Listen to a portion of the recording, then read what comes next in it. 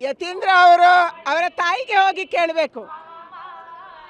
ಯಾರು ಅವರನ್ನು ಹೆತ್ತಿದ್ದಾರೆ, ಯಾರು ಅವರನ್ನು ಹೊತ್ತಿದ್ದಾರೆ, ಅವರಿಗೆ ಹೋಗಿ ಕೇಳಬೇಕು ನೀವು ಯಾರು ಅಂಥೇಳಿ. ನೀವು ಯಾವ ದೇವರನ್ನು ನಂಬ್ತೀರಿ, ಯಾವ ಆಚಾರವನ್ನು ಪಾಲನೆ ಮಾಡ್ತೀರಿ, ಯಾವ ಸಂಸ್ಕೃತಿಯನ್ನು ಪಾಲನೆ ಮಾಡ್ತೀರಿ, ಅವರ ತಾಯಿಗೆ ಅವ್ರು ಕೇಳಿದರೆ ಆ ತಾಯಿ ಅಂದರೆ ಸಿದ್ದರಾಮಯ್ಯನವರ ಹೆಂಡತಿಯವರು, ಯತೀಂದ್ರ ಅವರ ತಾಯಿಯವರು ಕರೆಕ್ಟ್ ಉತ್ತರವನ್ನು ಯತೀಂದ್ರ ಅವರಿಗೆ ಕೊಡ್ತಾರೆ.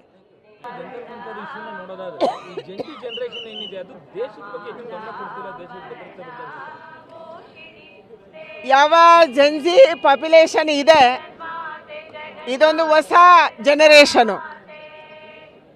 ನಾವು ಚಿಕ್ಕವರಿರುವಾಗ ನಮ್ಮ ಕೈಗೆ ಮೊಬೈಲ್ ಇರಲಿಲ್ಲ, ಇಂಟರ್ನೆಟ್ ಇರಲಿಲ್ಲ, ವಿದೇಶದ ಯಾವುದೇ ಮಾಹಿತಿ ಇರಲಿಲ್ಲ. ಆದರೆ ಇವತ್ತಿನ ಯಂಗ್ಸ್ಟರ್ಸು ನಮಗಿಂತ ಹೆಚ್ಚು ಬುದ್ಧಿವಂತರು. ದೇಶ ಚೆನ್ನಾಗಿರಬೇಕು, ನಾವು ಚೆನ್ನಾಗಿರಬೇಕು ಮತ್ತು ಆ ರೀತಿಯ ಒಂದು ಮಾಹಿತಿಯನ್ನು ಪಡೆದು ಆ ರೀತಿಯಲ್ಲೇ ಯೋಚನೆ ಮಾಡ್ತಾರೆ. ಜೆನ್ಜಿ ಜನ್ರೇಷನನ್ನು ಸರಿದಾರಿಯಲ್ಲಿ ತೊಗೊಂಡೋಗೋದು ನಮ್ಮೆಲ್ಲರ ಕರ್ತವ್ಯ ಇದೆ. ಅದು ಸಮಾಜದ ಕರ್ತವ್ಯನೂ ಹೌದು, ತಂದೆ ತಾಯಿಗಳ ಕರ್ತವ್ಯನೂ ಹೌದು, ಸರ್ಕಾರದ ಕರ್ತವ್ಯನೂ ಹೌದು. ಅವರಿಗೆ ಸರಿದಾರಿ ತೋರಿಸುವಂಥ ಮತ್ತು ಸರಿದಾರಿಯಲ್ಲಿ ತೊಗೊಂಡೋದ್ರೆ ಖಂಡಿತ ಅವರು ಈ ದೇಶದ ಭವಿಷ್ಯಕ್ಕೆ ಬಹಳ ಪೂರಕವಾಗಿ ಕೆಲಸ ಮಾಡ್ಬೋದು. ಯಾಕೆಂದರೆ ಇವತ್ತಿನ ಸ್ಟಾರ್ಟಪ್ಸ್ಗಳಲ್ಲಿ ನಾನು MSME ನೋಡ್ತಾ ಇದ್ದೀನಿ. ಯಾರು MSMEಯಲ್ಲಿ ಸ್ಟಾರ್ಟಪ್ ಮಾಡಿದ್ದಾರೆ, ಇಂಥ ಬುದ್ಧಿವಂತರು, ಕಲ್ಪನೆ ಮಾಡ್ಕೊಳ್ಳೋಕ್ಕೆ ಸಾಧ್ಯ ಇಲ್ಲದಷ್ಟು ಬುದ್ಧಿವಂತರು ಮಕ್ಕಳು ಅಲ್ಲಿದ್ದಾರೆ. ಹೊಸ ಹೊಸ ಯೋಚನೆ ಮಾಡ್ತಾರೆ.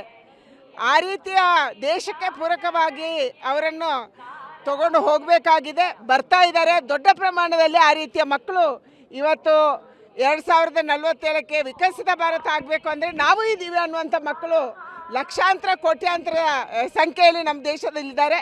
ಅವರನ್ನು ಪೂರಕವಾಗಿ ಖಂಡಿತ ನಾವು ಮುಂದೆ ತಗೊಂಡೋಗೋಣ. ಅವರಿಂದ ದೇಶಕ್ಕೆ ಲಾಭ ಆಗುತ್ತೆ.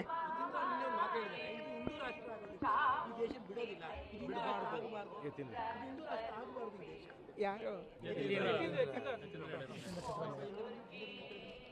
ಯತೀಂದ್ರ ಅವರು ಅವರ ತಾಯಿಗೆ ಹೋಗಿ ಕೇಳಬೇಕು.